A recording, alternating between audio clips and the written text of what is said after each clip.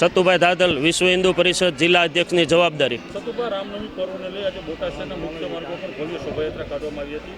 શું કહેશો?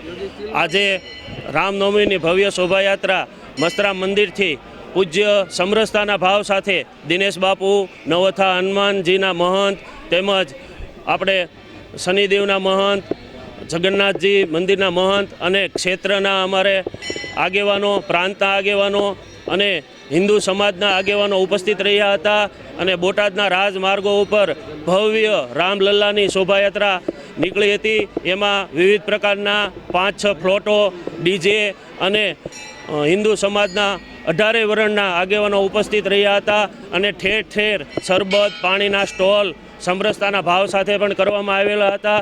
અને આ પહેલી રામનવમી મંદિર બન્યા પછી એટલે લોકોમાં ખૂબ ઉત્સાહ જોવા મળ્યો હતો.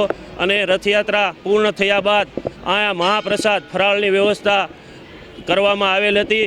અને હર્ષ અને ઉલ્લાસ સાથે આ રથયાત્રા પૂર્ણ થઈ હતી. જય જય શ્રી રામ.